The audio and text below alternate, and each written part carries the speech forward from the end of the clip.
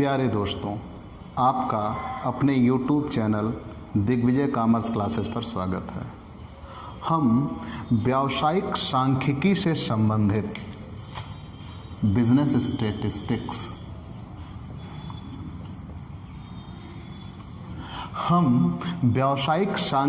से संबंधित theoretical portion पे थे और हमने वो पूरा समाप्त भी कर दिया था। जैसे हम शमंक पढ़ा चुके हैं, आपको शमंक के कलेक्शन के बारे में हमने बता दिया कि आंकड़ों को इकट्ठा किया जाएगा। आंकड़ों को इकट्ठा करने के लिए जो रीतियां थी, प्राथमिक शमंक, द्वितीयक शमंक, हम वो बता चुके। सांख्यिकी की परिभाषा, सांख्यिकी के प्रति अविश्वास, क्षेत्रकार, ये सारी चीज़ें आप जान चुके हैं। अब हम सीधा न्यूमेरिकल पोर्शन पे आएंगे। Measures of central tendency, measures of central tendency, measures of central tendency, केंद्रीय प्रवृत्ति की माप कहते हैं। तो पहले हमें ये जानना है आखिर ये केंद्रीय प्रवृत्ति की माप होती क्या है। नोट कर लेते हैं पहले कुछ चीज़ें, और इसके अंतर्गत हमें पढ़ना क्या क्या होगा। केंद्रीय प्रवृत्ति की माप में हमें समांतर माध्य पढ़ना होगा, अरिथमेटिक मीन, समांतर माध्य जिसे हम मीन बोलेंगे नॉर्मली, माध्यिका पढ़ना होगा जिसे हम मीडियन बोलेंगे। आप जूनियर लेवल पर इसे पढ़ चुके हैं, जैसे आप 8th स्टैंडर्ड 9th स्टैंडर्ड में आपने इसे पढ़ा होगा, लेकिन यहाँ पे ये इससे हायर लेवल पे होगा। मतलब जो वहाँ आप पढ़े थे वो बेस था, लेकिन यहाँ पे हमें उस बेस को कवर करके और आगे स्टडीज़ को ले जाना है। तो मीन हो गया, मीडियन हो गया, और बहुलक जिसे हम मोड बोलते हैं, मोड। इसी में हमें चतुर्थक पढ़ना होगा, क्वार्टाइल बोलते हैं जिसे। इसके 3 टाइप्स हैं, वो सारी चीज़ें पढ़नी होंगी। हमें गुणोत्तर माध्य पढ़ना होगा, गुणोत्तर माध्य पढ़ना होगा। गुणोत्तर माध्य ज्योमेट्रिक मीन बोलते हैं, ज्योमेट्रिक मीन। हरात्मक माध्य पढ़ना होगा, हरात्मक माध्य। Harmonic mean, harmonic mean, harmonic mean. गुणोत्तर माध्य, हरात्मक माध्य, और इसके बाद इसमें हमें दशमक, डिसाइल बोलते हैं जिसे, दशमक, और परसेंटाइल बोलते हैं जिसे शतमक भी पढ़ना होगा, परसेंटाइल। ये बेसिक हैं जो इस केंद्रीय प्रवृत्ति की माप में हमें पढ़ना है। इन सब चीज़ों के पढ़ने के लिए सबसे बड़ी चीज़ हमारे पास ताकत क्या होगी, मैथ्स में फार्मूलों की। सबसे बेहतर हम फार्मूले बताने का प्रयास करेंगे। आपसे सिर्फ इतना निवेदन होगा कि आप एक तरफ से एक पतली कॉपी रखिएगा नोट्स के लिए, और सारे फार्मूले 1 by 1 आप लिखते चलिएगा। उससे बेहतर ये होगा कि आप कभी भी एग्ज़ाम टाइम में दोहराने जब बैठेंगे तो आपकी प्रिपरेशन आसानी से हो जाएगी। और दूसरी चीज़ ये है कि इन फ्यूचर जो आपका अगला लेसन आएगा, जैसे आप डिस्पर्सन एंड स्क्यूनेस बोलेंगे, अपकिरण एवं विषमता, इन सारी चीज़ों को मिला के ही वो पाठ बनाया गया है। मतलब ये कि इसमें कहीं भी कोई चीज़ ख़त्म नहीं करनी है, सब आगे कैरी ऑन आगे बढ़ता हुआ चला जाएगा। तो पहले हम एक तरफ से शुरुआत करते हैं मेजर्स ऑफ सेंट्रल टेंडेंसी की, केंद्रीय प्रवृत्ति की माप। केंद्रीय प्रवृत्ति की माप होती क्या है। सबसे पहले हम जानते हैं किसमें, क्यों हमें पढ़ना है सांख्यिकीय विधियाँ। मैंने बताया था सांख्यिकी और कुछ नहीं, सिर्फ और सिर्फ शमंक है। कोई भी आंकड़ा होगा, सूचना होगी जो संख्यात्मक रूप में दर्शाया गया होगा। कोई भी आंकड़ा या सूचना जो संख्यात्मक रूप में दर्शाया गया हो, उससे संबंधित पूरी एक शमंक माला दी जाएगी। सपोज करिए हमें कोई एक क्रिकेट टीम है और उस क्रिकेट टीम के 11 खिलाड़ी और 11 खिलाड़ी में से सबके द्वारा बनाए गए रन दिखाते हैं एक चार्ट में। तो मतलब यह है कि एक समंक वो कहलाए, क्योंकि वो सब एक टीम से हैं और सबके स्कोर एज ए नंबर्स दिए होते हैं। तो सांख्यिकी से संबंधित जो विधियां हैं, हमें उनकी सहायता से वो जो आंकड़े दिए गए हैं, फिर से जान लीजिए, समंक कहते किसे हम ये डिस्क्राइब कर चुके हैं। संख्याओं का एक समूह होगा और संख्या एक दूसरे से संबंधित होंगी। मतलब अकेली संख्या कभी भी समंक नहीं है। जैसे सचिन ने इतने रन बनाए, वो समंक नहीं है, लेकिन एक इंडियन क्रिकेट टीम के 11 खिलाड़ियों ने इतने रन बनाए प्रत्येक ने, वो समंक है। कोई भी आंकड़ा या सूचना जो संख्यात्मक रूप में दर्शाया जाए और ध्यान रहे वो एक दूसरे से संबंधित हो, उसे समंक कहेंगे।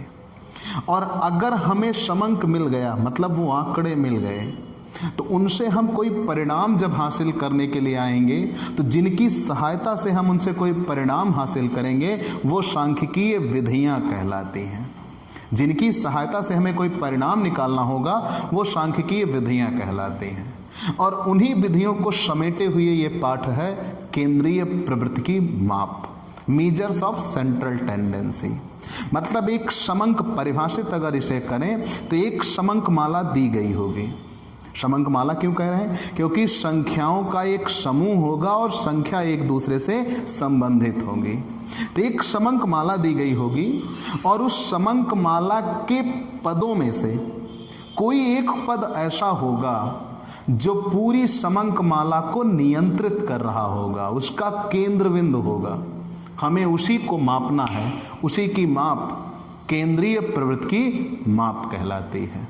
मतलब दी गई समंक माला में से किसी ऐसे पद को ज्ञात करना, दी गई समंक माला में से किसी ऐसे पद को ज्ञात करना जो पूरी समंक माला को नियंत्रित करता हो, उसे ही केंद्रीय प्रवृत्ति की माप कहते हैं।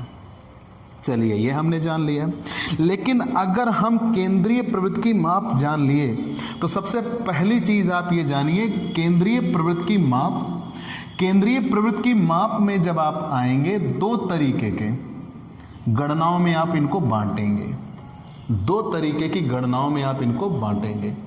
एक होता है गणितीय माध्य, एक होता है गणितीय माध्य, मैथमेटिकल मीन, और एक होता है स्थितीय माध्य।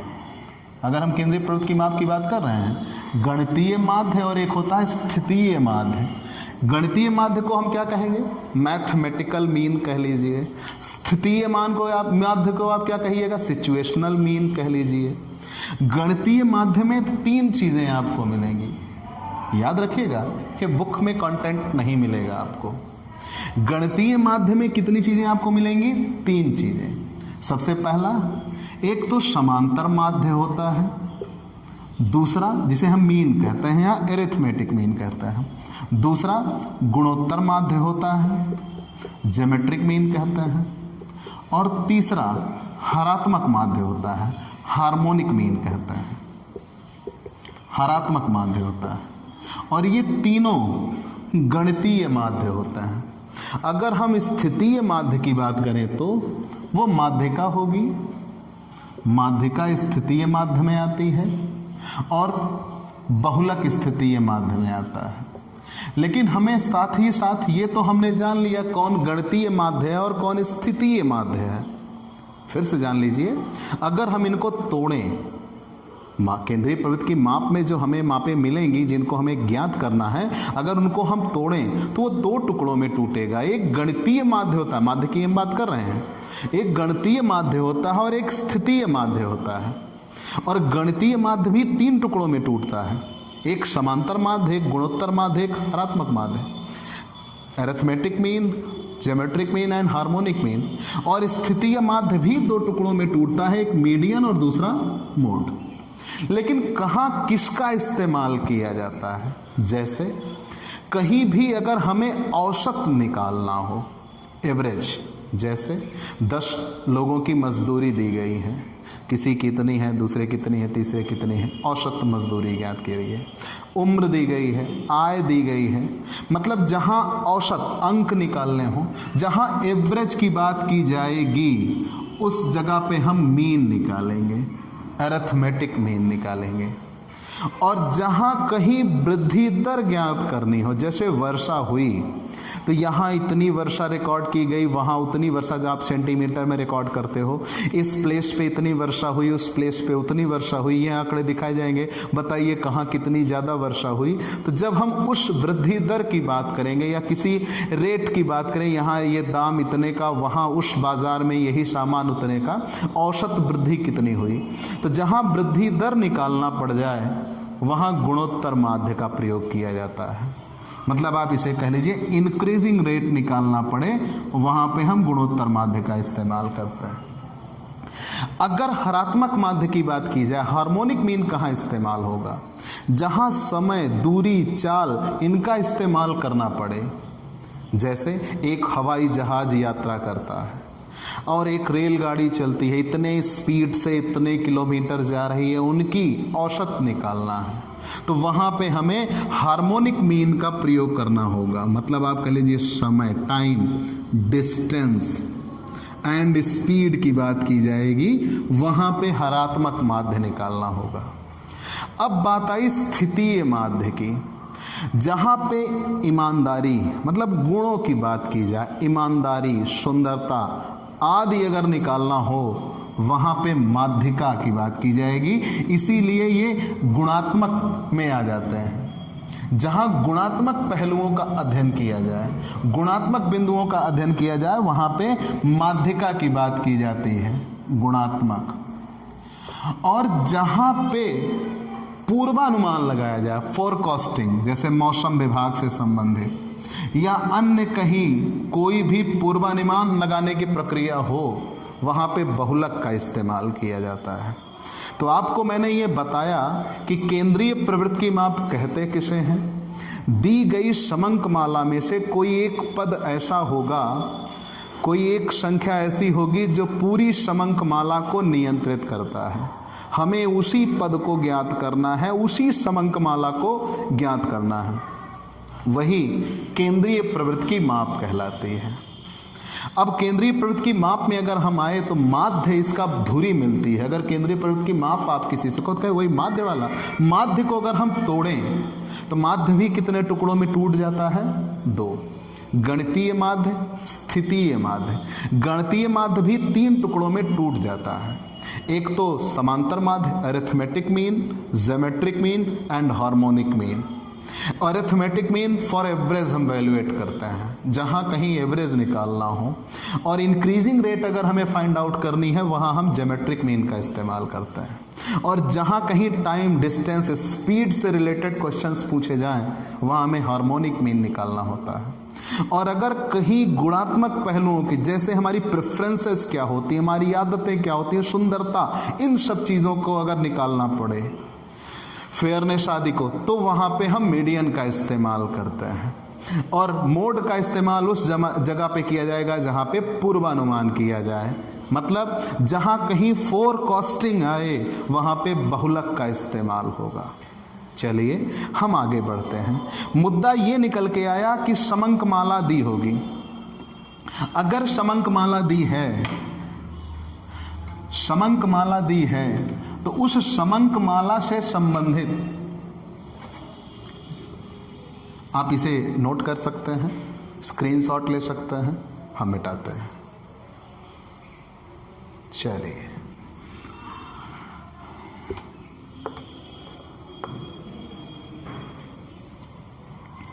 समंकों का सारणीयन, समंकों का सारणीयन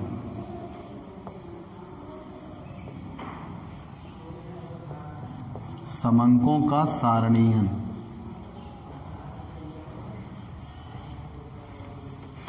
समंकों का सारणीयन आखिर है क्या?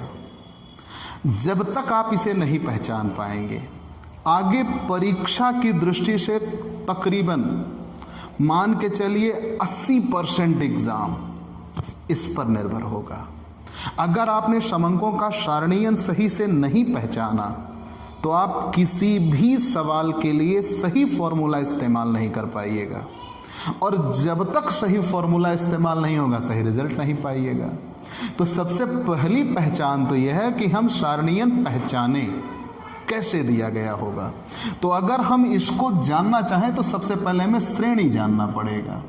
सीरीज श्रेणी जानते हैं, और श्रेणी कितने प्रकार की होंगी? 3 प्रकार की होंगी। सीरीज मतलब जो सारणीयन होगा वो 3 प्रकार से होगा। कोई भी समंक माला दी जाएगी, समंक माला का सारणीयन किया जाएगा तो वो सारणीयन 3 प्रकार से होगा। कभी आपको कोई समंक माला मिले और उस समंक माला का अगर सारणीयन किया गया होगा तो वो सारणीयन 3 प्रकार से होगा। कौन कौन से? पहला, व्यक्तिगत श्रेणी, इंडिविजुअल सीरीज। व्यक्तिगत श्रेणी, इंडिविजुअल सीरीज, इंडिविजुअल सीरीज। अभी हम सबकी पहचान पे आएंगे। इंडिविजुअल सीरीज के बाद यहां पे आपको मिलेगा खंडित श्रेणी, डिस्क्रीट सीरीज। डिस्क्रीट सीरीज, मैं इंग्लिश प्रोनाउंसिएशन भी करता चल रहा हूं, आप नोट्स बनाने में आपको बेहतर होगा। खंडित श्रेणी के बाद तीसरी मिलती है सतत श्रेणी, कॉन्टिन्यूअस सीरीज। मतलब श्रेणी कितने प्रकार की हो गई? 3 प्रकार की हो गई, कॉन्टिन्यूअस सीरीज। लेकिन पहचान क्या है, कैसे हम जानेंगे? कभी हमारे पास आंकड़े जो आते हैं वो आंकड़े कुछ यूं दिए होते हैं कि उन आंकड़ों को हम उनके वास्तविक रूप में दिखा सकते हैं। मतलब 4, 6, 10 सीमित आंकड़े होंगे। जब सीमित आंकड़े होंगे तो उनको हम उनके वास्तविक रूप में दिखा सकते हैं। मतलब वो जैसे हैं उनको उसी रूप में हम लिख सकते हैं। जैसे किसी एक घर में 10 लोग हों और 10 के कमाने वाले की आय आपको निकालनी है, तो 10 की आप आय व्यक्तिगत रूप से बता सकते हो कि फला व्यक्ति की आय इतने रुपए है, उसकी व्यक्तिगत आय इतने रुपए है, आप अच्छे से बता सकते हो। लेकिन वहीं आपसे ये कह दिया जाए कि एक गांव के व्यक्तियों की आय निकालिए, तो वहां पे कई ऐसे व्यक्ति होंगे जिनकी आय पुनरावृत्ति कर रही होगी, मतलब वही आय बार बार रिपीट कर रही होगी। तब वहां हम किस श्रेणी का इस्तेमाल करेंगे? और अगर ये कह दिया जाए कि पूरे भारत देश के व्यक्तियों की निकालिए, तो फिर तो दिक्कत हो जाएगी। तो जैसे जैसे समंकों को व्यवस्थित किया जाएगा वैसे वैसे श्रेणियां बंटनी शुरू हुई। तो जब कभी समंक या कह लीजिए सूचनाएं, आंकड़े कम हो और उन आंकड़ों को उनको वास्तविक रूप में दिखा पाना संभव हो, उनको हम उनके वास्तविक रूप में दिखाएं, तो उसे व्यक्तिगत श्रेणी कहते हैं। लेकिन सांख्यिकी की भाषा में इसे कहा जाता है जिसमें केवल पद हो, जिसमें केवल पद हो, जिसमें केवल पद हो। और ध्यान रहे, पद को हम यक्ष से प्रदर्शित करते हैं। जिसमें केवल पद हो उसे व्यक्तिगत श्रेणी कहा जाएगा। ठीक, मतलब वो जो आंकड़ा दिया गया होगा, संख्याओं का समूह दिया गया होगा, वही संख्याओं का समूह या आंकड़ा ही क्या कहलाता है? पद कहलाता है। जैसे एक परिवार के 6 लोगों की आय, अगर एक परिवार के 6 लोगों की आय दी गई है तो वो 6 लोगों की आय 1, 2, 3, 4, 5, 6 करके दी गई है, और वो सबकी आय ही क्या कहलाएगी? पद कहलाएगी। और चूंकि वो एक परिवार से संबंधित है इसलिए समंक है। तो ये बात समझ में आई। जहां केवल पद दिया हो उसे व्यक्तिगत श्रेणी कहेंगे। मतलब वो आंकड़े, वो सूचनाएं, वो संख्याएं स्पष्ट रूप से प्रदर्शित किए जाते हैं, उन्हें हम व्यक्तिगत श्रेणी कहते हैं। और ध्यान रहे, इसकी सबसे बड़ी पहचान यह है कि इसमें किसी भी प्रकार की कोई आवृत्ति नहीं होती। आवृत्ति जिसका दूसरा नाम बारंबारता या फ्रीक्वेंसी होती है। Only stats are given, not frequency. जहां केवल और केवल पद होते हैं वहां कोई आवृत्ति नहीं होती, उसे हम व्यक्तिगत श्रेणी कहते हैं। हम खंडित श्रेणी पे आते हैं, जहां पद और आवृत्ति दोनों दिए हों। मतलब पद को हम क्या कहेंगे? यक्ष, और आवृत्ति को हम क्या कहेंगे? फ्रीक्वेंसी, एफ से प्रदर्शित करते हैं। जहां पद और आवृत्ति दोनों दिए हों वहां खंडित श्रेणी होती है। इसको हम कुछ और डिस्क्राइब करें, मतलब आप ये समझिए कि पद तो दिया होगा, वो केवल व्यक्तिगत श्रेणी है। अगर पद और आवृत्ति दोनों दिए गए हैं, वो खंडित श्रेणी है। ये विभाजित कैसे हुआ, कुछ और पहचाने। जैसे मान लीजिए कुछ लोगों की आय दी गई है। आय कैसे दी गई है? 2, 4, 6, 8, 12, 13, 18, 17। हम इनको एक साथ दिखा सकते हैं, एक तरीके से हम इनको सुव्यवस्थित भी कर सकते हैं। ये व्यक्तिगत श्रेणी है, इंडिविजुअल सीरीज है, क्योंकि इसमें केवल और केवल पद दिए हैं, इनमें कहीं भी फ्रीक्वेंसी नहीं दी गई है।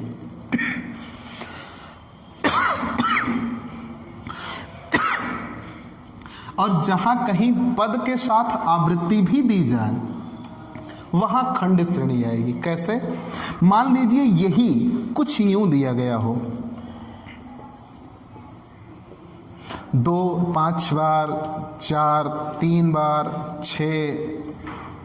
6 आया हुआ है, फिर ऐसे ही 8 आया हुआ है, 8, 7 आया हुआ है, 9 आया हुआ है, 10 आया हुआ है। तब आप क्या करेंगे? तब इसको कुछ इस तरीके से व्यवस्थित किया जा सकता है, पद और बारंबारता, आवृत्ति जिसे हम बोलेंगे। तो यहां हम लिखेंगे 2, और 2 कितनी बार आया है? 5 बार। मतलब बार बार वही रिपीट होते चले गए। जब पदों की बार बार पुनरावृत्ति होती चली गई तो पद बारंबारता। मतलब 2 नामक पद कितनी बार आया? 5 बार आया। 4 कितनी बार आया? 3 बार आया। 6 कितनी बार आया? 1 2 3 4 5 6 7 8, 6 8 बार आया। 8 कितनी बार आया है? 2 बार। 7 कितनी बार आया है? 2 बार। 9 कितनी बार आया है? 1 बार। और 10 कितनी बार आया? 3 बार। अब ये सीक्वेंस जो था, ये व्यक्तिगत श्रेणी है और ये भी व्यक्तिगत श्रेणी है। लेकिन जब इसको हम इस रूप में व्यवस्थित कर दिए कि पद को और आवृत्ति को हमने दिखाया, मतलब बारंबारता, नाम से ही सोचिए, बार बार आता, तो जो पद जितनी बार आएगा वही उसकी बारंबारता कहलाएगी, फ्रीक्वेंसी कहलाएगी। तो 2 की फ्रीक्वेंसी 5 है, मतलब 2 5 बार आया है। 8 की फ्रीक्वेंसी 2 है, मतलब 8 2 बार आया है। 10 की फ्रीक्वेंसी 3 है, मतलब 10 3 बार आया है। तो ये इसी व्यक्तिगत श्रेणी का कन्वर्जन किस में हो गया? खंडित श्रेणी में हो गया। और दोनों से सेम रिजल्ट निकल के आएंगे। हम आ गए सतत श्रेणी पे। उम्मीद है ये दोनों आपको समझ में आ गए होंगे। तो पहचान क्या बनी? जहां केवल पद हो उसे व्यक्तिगत श्रेणी कहेंगे, मतलब यहां कोई फ्रीक्वेंसी नहीं दी जाती। जहां पद और आवृत्ति दोनों दिए गए हों वो खंडित श्रेणी होती है। और जहां वर्गांतराल दिया जाए, वर्गांतराल दिया जाए, वर्गांतराल दिया जाए, वर्गांतराल की पहचान इसको क्लास इंटरवल लिख के दिखाता है। और आवृत्ति दिया हो, जहां वर्गांतराल और आवृत्ति दिया हो, आवृत्ति को फ्रीक्वेंसी कहता है, वो सतत श्रेणी होती है। जहां कहीं भी आपको वर्गांतराल मिल जाए तो वर्गांतराल सतत श्रेणी कहलाती है। चलिए ये हमने मान लिया, लेकिन इसकी एक और बात है। वर्गांतराल और आवृत्ति तो दिए होंगे, लेकिन ये कैसे पहचान में आएगा? जैसे मान लीजिए कोई क्वेश्चन मिले आपको, 0 से 10, 10 से 20, 20 से 30, 30 से 40, और उसकी फ्रीक्वेंसी लिखा हो कुछ यूं 2 8, मान लीजिए यहाँ 18 है, यहाँ 12 है, यहाँ 6 है, कुछ भी आप कर सकते हो। तो इसका मतलब ये बना कि 0 से ज़्यादा और 10 से छोटी संख्याएं 2 हैं। अब कोई 2 होगा, कोई 8 होगा, कोई 7 होगा, हमें नहीं पता, लेकिन हाँ इतना ज़रूर पता है कि वो 0 से ज़्यादा हैं लेकिन 10 से कम है। 10 से बड़े और 20 से कम, मतलब संख्याएं 10 से ज़्यादा हैं, more than 10 but less than 20। खुद 20 नहीं है, अगर खुद 20 होता तो वो इसमें आएगा। ठीक, यहां मैंने कहा 0 से ज्यादा और 10 से कम, खुद 10 होगा तो वो दूसरे वाले में आएगा, ना कि पहले वाले में आएगा। तो जब कभी आंकड़ों को इस तरीके से व्यवस्थित किया जाए वो सतत श्रेणी कहलाती है।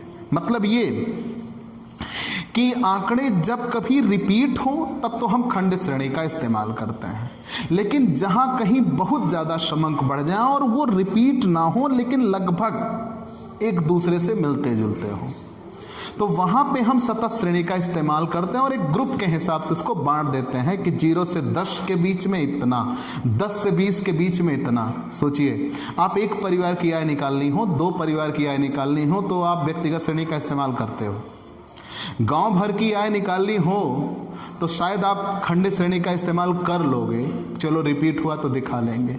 लेकिन पूरे विश्व की आय निकालनी हो तो मात्र 10 लाइन में निकाली जा सकती है, और वो सतत श्रेणी के बदौलत कि 0 से 10% के बीच में कितने हैं, 10 से 20% के बीच में कितने हैं, 20 से 30% के बीच में कितने हैं। ये सिर्फ और सिर्फ आंकड़ों का खेल होता है।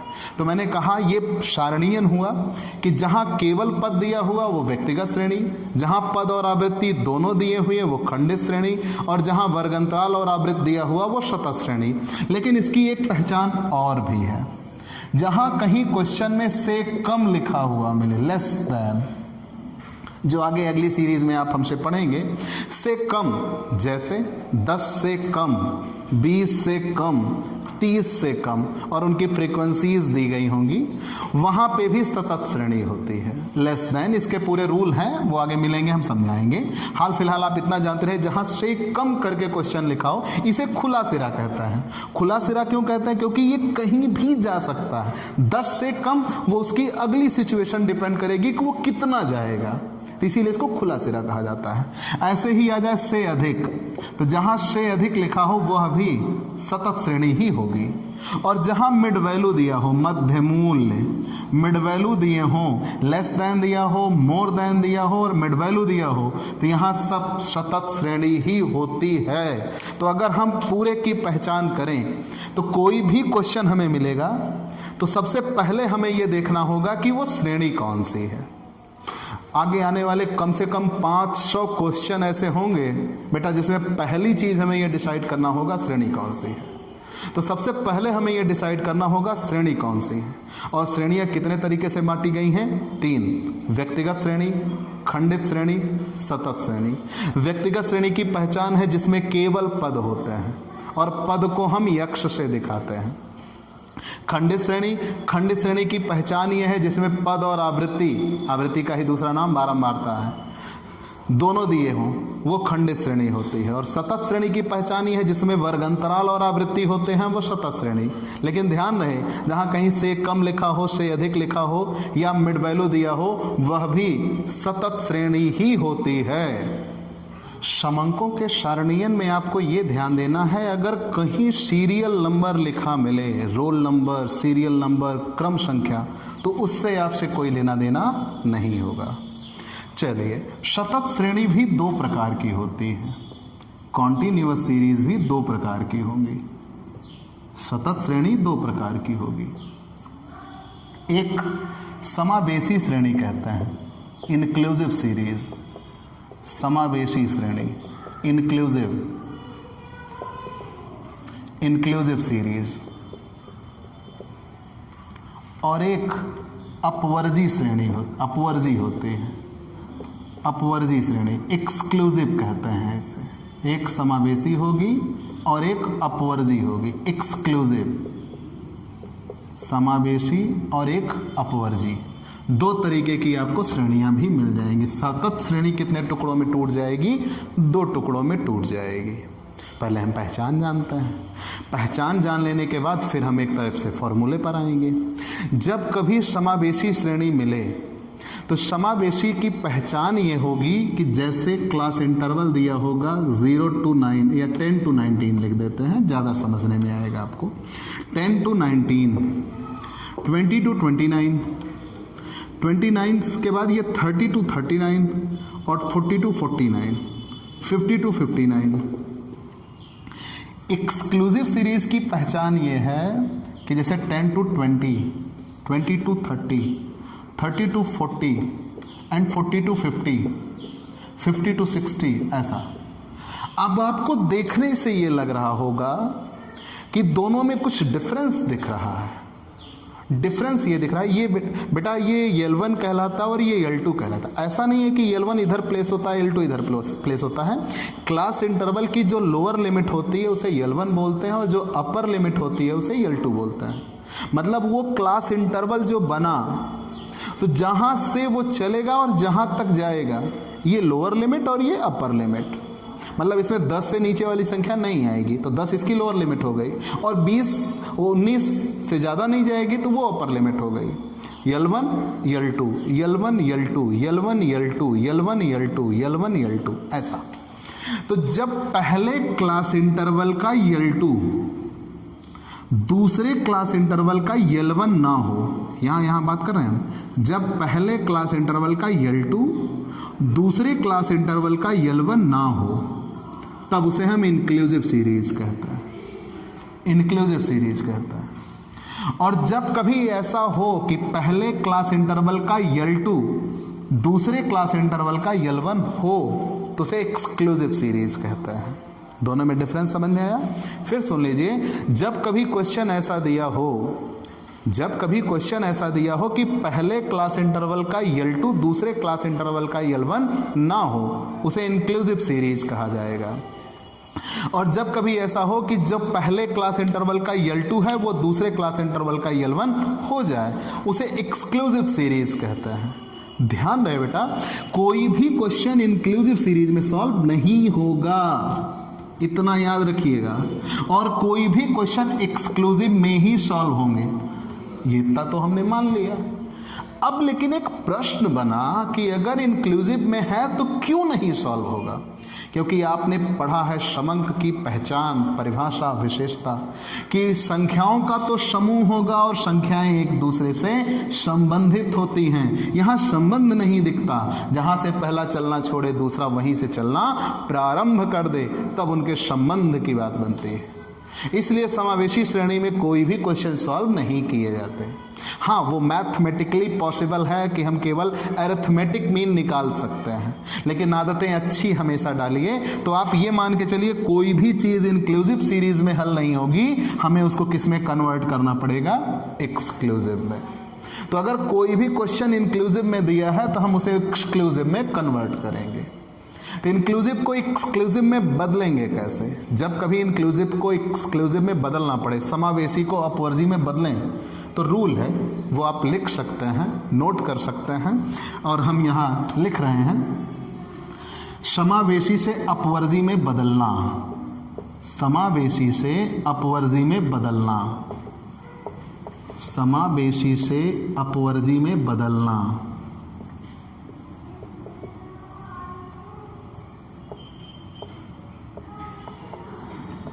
कैसे? पहले वर्ग अंतराल के L2, पहले वर्ग अंतराल के L2, पहले वर्ग अंतराल के L2 तथा दूसरे वर्ग अंतराल के L1 तथा दूसरे वर्ग अंतराल के L1 दोनों के बीच की दूरी लेते हैं, दोनों के बीच की दूरी लेते हैं।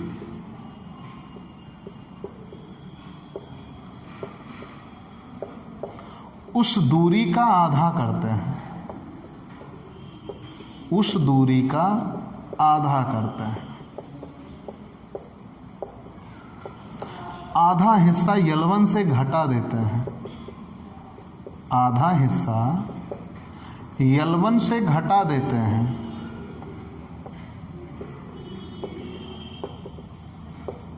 और आधा हिस्सा L2 में जोड़ देते हैं,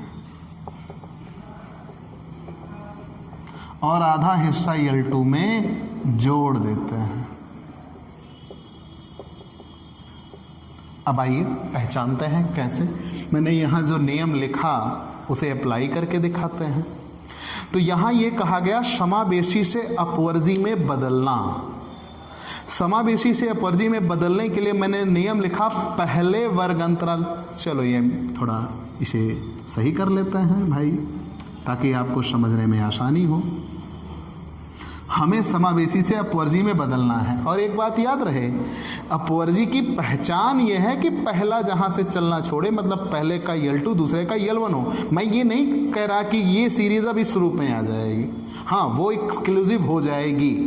आगे आते हैं कैसे। पहले क्लास इंटरवल का L2 और दूसरे क्लास इंटरवल का L1 दोनों के बीच की दूरी लेते हैं। तो इन दोनों के बीच की दूरी कितनी हुई? 19। पहला क्लास इंटरवल का L2 है और दूसरे क्लास इंटरवल का L1 है 20। दोनों के बीच की दूरी दिखी 1। इस दूरी का आधा करते हैं, जस्ट हाफ। आधा 0.5 आया। L1 साइड से घटा देंगे 0.5, इधर L1 साइड से 0.5 घटा देंगे और L2 साइड में वही 0.5 क्या कर देंगे? ऐड कर देंगे। मैंने यही कहा है कि पहले क्लास इंटरवल के L2 और दूसरे क्लास इंटरवल के L1 दोनों के बीच के difference between first class interval L2 and second class interval L1, दोनों के बीच की दूरी लिया, उस दूरी का आधा किया और आधा करने के बाद जो हाफ एंड हाफ हुआ तो 1/2 L1 से लेस होगा एंड सेकेंड हाफ L2 में ऐड होगा।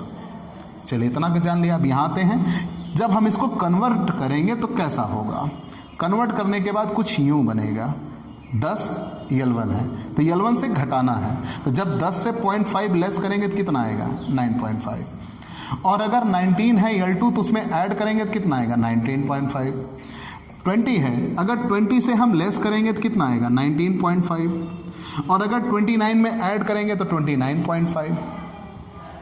फिर इधर आया 30 है तो 30 में से माइनस करेंगे 29.5 और 39 में ऐड करेंगे तो 39.5।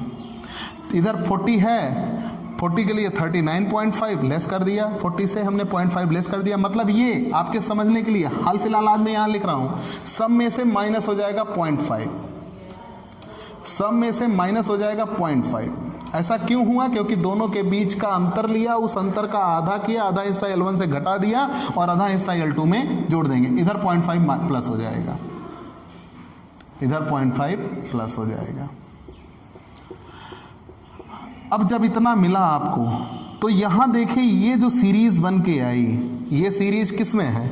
एक्सक्लूसिव में है। पहले क्लास इंटरवल का L2 दूसरे क्लास इंटरवल का L1 हो रहा है। और जब कभी ऐसा हो तो उसे हम एक्सक्लूसिव सीरीज बोलेंगे। तो मैंने पहले ही आपसे कहा, कोई भी क्वेश्चन आपको मिले वो इंक्लूसिव में सॉल्व नहीं होगा, एक्सक्लूसिव में सॉल्व होगा। कोई भी क्वेश्चन आप मिले, पहले अगर इंक्लूसिव है तो आप उसे एक्सक्लूसिव में कन्वर्ट करेंगे और जब एक्सक्लूसिव में कन्वर्ट हो जाएगा तभी वो सॉल्व होगा, अन्यथा वो सॉल्व नहीं होगा। से कम पहले आपको पढ़ा दिया जाए और से अधिक, लेस दैन, मोर दैन।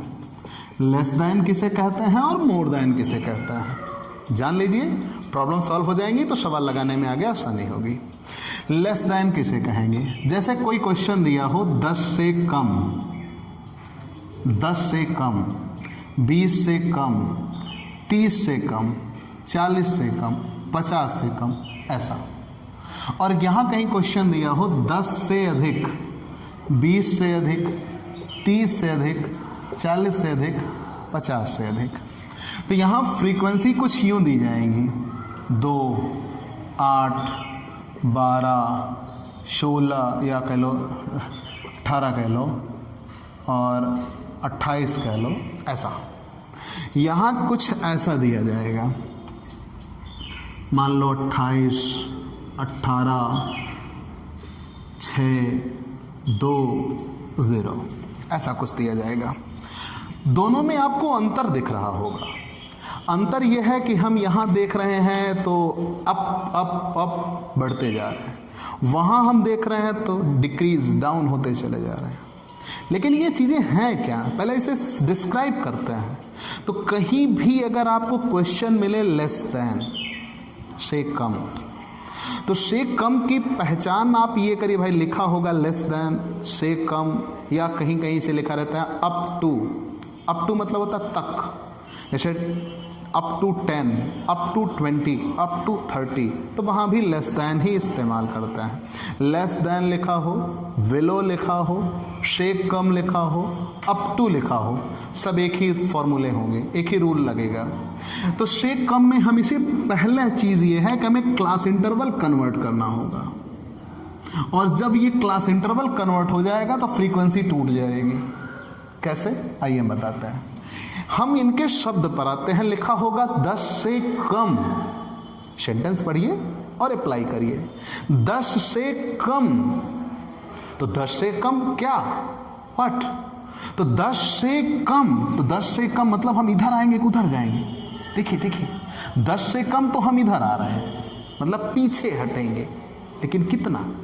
9, 8, 7, 6, 0 तक जाएंगे, माइनस में भी जा सकते हैं। तो 10 से कम कितना, तो उसकी जवाब जानने के लिए हमें ये नहीं ये देखना होगा। ये कह रहे हैं 10 से कम, डेफिनेट है, हमें आना है, लेकिन कितना? तो उतना ही पीछे हटेंगे जितना कि ठीक अगला चला हो। तो ठीक अगला कितना चला है, दोनों के बीच का डिफरेंस देखिए।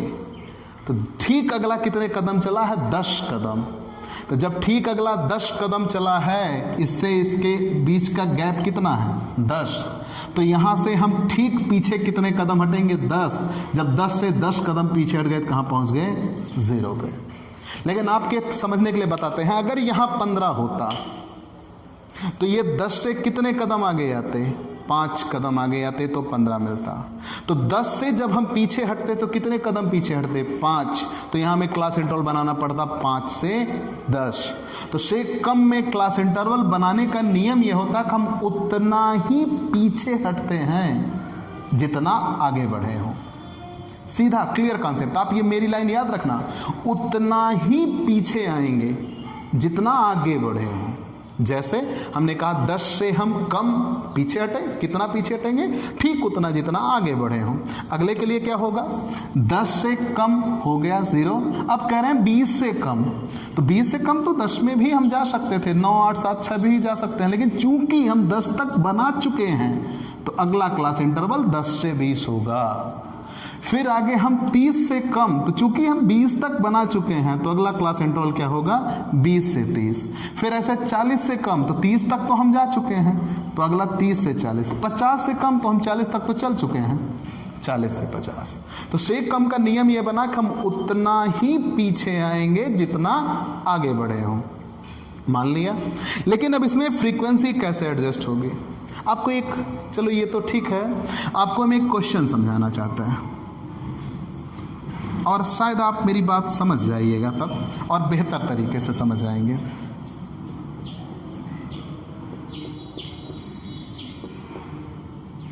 मान लो ये 10 वर्ष के नीचे, 10 वर्ष से कम, ये 20 वर्ष से कम, और ये 30 वर्ष से कम, 30 वर्ष से कम। अब यहाँ 1, 2, 3, 4, 5, 6 हैं। 10 वर्ष से कम, 10 वर्ष से कम 6 हैं। 20 वर्ष से कम 1, 2, 3, 4 और प्लस 6 ये 10 है। फिर प्लस 3 ये 13 है। ऐसा दिया है। अब मान लो मैं आपके घर में कह रहा हूँ, ये संख्या दी गई है, आपके घर में 10 वर्ष से कम उम्र के इतने लोग हैं, तो जिसकी आयु 3 साल है, जिसकी आयु 4 साल है, जिसकी आयु 5 साल है, क्या वो हाथ नहीं उठाएगा? मैं ये कहूँ कि 10 वर्ष से जितने लोग कम हो उनकी संख्या क्या बताओ? तो 10 वर्ष से कम कितने लोग हैं? ये इतने लोग दिख रहे हैं। अब मैंने कहा चलो ठीक है, ये क्लियर हुआ। अब 20 वर्ष से कम की उम्र बताओ, 20 वर्ष से कम वाले बताओ। तो क्या 20 वर्ष से कम जब मैं कहूँगा तो उसमें ये लोग इंक्लूड होंगे कि नहीं होंगे? क्या ये 20 से कम हैं? जिसकी उम्र 3 साल है, क्या वो 20 से कम है? डेफिनेट है। तो ये भी तो 20 से कम में इंक्लूड हो जाते हैं। मतलब ये 6 तो थे ही, प्लस ये 4 जुड़ गए, तो 20 वर्ष से कम में कितने हो गए? 10 लोग। मतलब 10 से कम जब हम कहेंगे तो केवल इतना कहेंगे, केवल इतना। लेकिन जब हम 20 से कम कहेंगे तो हम इतना काउंट करेंगे, क्योंकि ये सब 20 से कम में आ रहे हैं। अगर यही बात की जाती 30 से कम बताइए तो ये सारे आ जाते। तो अब यहां से आपसे ये पूछूं कि 10 से कम केवल बताओ, तो आप कितने लोग गिनाइएगा? 6। मैं कहूं 20 से कम बताइए तो आप कहोगे 10। लेकिन अगर यही मैं क्वेश्चन घुमा दूं कि 10 से कम बताओ, 0 से 10 के बीच में बताओ, तो आप कहोगे 6। और मैं कहूं 10 से 20 के बीच में बताओ, तो कितने कहोगे? 10 से 20 के बीच में कितने हो जाएंगे? केवल और केवल 4। और मैं कहूं 20 से 30 के बीच में बताओ कितने लोग होंगे, तो आप कहेंगे 3 लोग। तो मतलब ये कि जो से कम होता है वो दूसरे को अपने में एब्जॉर्ब कर लेता है, ये अकेला है। और जहां 20 से कम की बात करेंगे तो इनको वो अपने में एक्सेप्ट कर लेगा, और जहां हम 30 से कम कहेंगे तो वो इनको एक्सेप्ट कर लेगा, मतलब ये ऑटोमेटिक इसमें जुड़े हुए हैं और ये इसमें जाएंगे तो दोनों उसमें पहुंच गए। तो सेम वहां ऐसा होता है। तो जब कभी से कम मिले तो पहले हम उतना ही पीछे आते हैं जितना आगे बढ़े हों। क्लास इंटरवल बनाने का नियम आपने जान लिया। और जब फ्रीक्वेंसी सेटअप करना हो तो न्यू फ्रीक्वेंसी से कम में याद रखना, वो फ्रीक्वेंसी निकालने का तरीका होता है, पहली फ्रीक्वेंसी वही रहती है 2। अब ये जो दूसरी फ्रीक्वेंसी आई 20 से कम बोला गया था तो लिखा था 8, 20 10 से कम थे तो अभी भी 0 से 10 रह गए, वो तो 2 थे, 2 हैं। लेकिन अगर यहां कह दिया जाए 20 से कम बताए तो 20 से कम अब कितने हो गए, ये दोनों 20 से कम हैं और दोनों की मिला के 8 होनी चाहिए। एक की 2 है तो दूसरे की कितनी होगी, तब 8 होगा, 6। मतलब पहला तो वही होगा, फिर नीचे वाली से ऊपर वाली घट जाती है। तो से कम में आवृत्ति निकालने का तरीका याद रखिए, पहली फ्रीक्वेंसी वही होगी, फिर नीचे वाली फ्रीक्वेंसी से ऊपर वाली फ्रीक्वेंसी घटा देते हैं। मतलब दूसरी से पहली घटाएंगे, तीसरी से दूसरी घटाएंगे, चौथी से तीसरी घटाएंगे, पांचवी से चौथी, और ये क्रम निरंतर चलता रहेगा। तो से कम में आपको 2 बातें याद रखनी होगी। फिर 12 से 8 घटेगी तो कितना आएगा, 4। 18 से 12 घटेगी 6। 28 से 18 घटेंगी 10। तो से कम में आपको याद रखना होगा 2 बातें। क्लास इंटरवल बनाएंगे, पहले जब क्लास इंटरवल हम बना रहे होंगे तो उतना ही पीछे आते हैं जितना आगे बढ़े हों, फिर आगे आते हैं क्लास इंटरवल के बाद आवृत्ति पे, तो पहली फ्रीक्वेंसी वही होगी, फिर नीचे वाली से जस्ट नीचे वाले से ऊपर वाली घटती जाएंगी, घटती जाएंगी। सेकंड से फर्स्ट, थर्ड से सेकंड, फोर्थ से थर्ड, फिफ्थ से फोर्थ, ऐसे घटाते हुए चले जाएंगे। नई फ्रीक्वेंसी मिल जाएगी, ये क्लास इंटरवल और ये फ्रीक्वेंसी, और इससे अब कुछ मतलब नहीं होगा और ये क्वेश्चन सॉल्व हो जाएगा। हम आगे आते हैं, से अधिक। जब कभी से अधिक लिखा हो तब क्या होगा, तो जस्ट उल्टा होता है मोर देन। तो मोर देन मतलब से अधिक आगे जाना है, आगे कहाँ तक, हाउ मच। 10 से आगे 11, 12, 13, 14, 18, 20 कुछ भी मिल सकता है, 25, 30, 35 करोड़, 2 करोड़ हो सकता है, कहाँ तक। तो 10 से अधिक हम उतना ही जाएंगे जहां से अगला चलना शुरू कर रहा है। तो अगला क्लास इंटरवल कहां से शुरू हो रहा है, 20, मतलब हमें जाके कहां खत्म कर देना है, 20 पे। अगर यहाँ 12 लिखा होता तो हम 10 से 12 जाते, अगर यहाँ 14 लिखा होता तो हम 10 से 14 जाते। हम उतना ही आगे जाएंगे जहां से अगला चलना शुरू करता है। अब 20 से आगे कहां तक जाएंगे, 30 तक। 30 से आगे कहां तक जाएंगे, 40 तक। 40 से आगे कहां तक जाएंगे, 50 तक। 50 से आगे का नियम क्या होगा। अब इसके लिए बेसिक नियम यह है कि हम उतना ही आगे जाएंगे जितना ठीक पिछला चला हो। तो ठीक पिछला कितना चला है, 10 कदम, तो यहां बनेगा 60। लेकिन अब आपके समझने के लिए कह रहा हूं, मान लीजिए यहां 50 ना लिखा होता, यहां लिखा होता 60, तो ये क्या होता। तो अब 40 से हम उतना ही आगे जाते जहां से अगला चलना शुरू करता है, मतलब यहां हम जाते 60। अब यहां क्या होता, तो 60 से अधिक कितना जाएंगे, तो उतना ही जाएंगे जितना ठीक पिछला चला हो। तो यहां ठीक पिछला कितना चला हुआ है, 20 कदम आगे गया हुआ है। तो 60 से जब हम 20 कदम आगे जाते तो कितना हो जाता, 80। ठीक, ये क्लास इंटरवल समझ में आया। हम से अधिक में उतना ही नियम लगाएंगे, हम वहीं तक चलते हैं जहां से अगला चलना शुरू करता है। और अंतिम क्लास इंटरवल में हमें यह ध्यान देना होता है कि हम उतना ही जाएंगे जितना ठीक पिछला आगे आया हो। आगे बढ़ते हैं, तो से अधिक में फ्रीक्वेंसी क्या होगी। से अधिक में आपको याद रखना होगा, हमेशा जो फ्रीक्वेंसी दी जाती है वो ऊपर से नीचे दी जाती है। अब जैसे यहां मैं कहूं 10 से अधिक कितने हैं, तो ये सब 10 से अधिक हो गए, मतलब ये सबकी फ्रीक्वेंसी 28 आई, सबकी फ्रीक्वेंसी 28 आई। और हाँ, जब ये सबकी फ्रीक्वेंसी 28 आई तो जो फ्रीक्वेंसी हम एडजस्ट करेंगे वो कितनी आनी चाहिए, 28 आनी चाहिए। तो समझो सही, नहीं तो समझो गलत, क्योंकि 10 से अधिक तो सारे हैं और सबकी मिला के 28 होनी चाहिए। अगर 28 आ गई तो सही, नहीं समझो गलत। तो जब कभी से अधिक में फ्रीक्वेंसी एडजस्ट की जाती है तो याद रखना ऊपर से नीचे घटाते हुए चले जाते हैं, बस इतने काम करना होता है। 28 से 18 घटा दिया 10, 18 से 6 घटा दिया 12, 6 से 2 घटा दिया 4, 2 से 0 घटा दिया 2, और लास्ट में 0 से 0 घटा दिया 0। 10, 12, 22, 4, 26, 2, 28। यहाँ अगर हम इसको फिर से उसके वास्तविक रूप में लेके आए, जो मैंने यहाँ लिखा था 2, 8, 12, 18, 28, अगर इनको एडजस्ट करें तो इसका भी जोड़ कितना आना चाहिए? 28। मतलब यहाँ जो सबसे नीचे होता है वही जोड़ आता है, और यहाँ जो सबसे ऊपर होता है वो जोड़ आता है। ये से कम और से अधिक के क्वेश्चन बनाने के तरीके हैं, उसके बाद ही आप फॉर्मूले अप्लाई कर पाएंगे। तो आप आगे हम अगले वीडियोस में आपको अरिथमेटिक मीन से प्रॉब्लम या कह लीजिए सारे फार्मूला लेकर आएंगे, उससे रिलेटेड फिर क्वेश्चंस भी सॉल्व कराएंगे, और आपकी एक तरफ से 1 by 1 पढ़ाई चलती रहेगी। इससे आपकी और बेहतर पढ़ाई हो सके, इसके लिए ज़्यादा से ज़्यादा हमारे चैनल को सब्सक्राइब करिए, दिग्विजय कॉमर्स क्लासेस, और बेल आइकॉन दबाइए ताकि आपको नोटिफिकेशन मिलता रहे हमारे वीडियोस का। तो ज़्यादा से ज़्यादा जुड़िए, ज़्यादा से ज़्यादा शेयर करिए।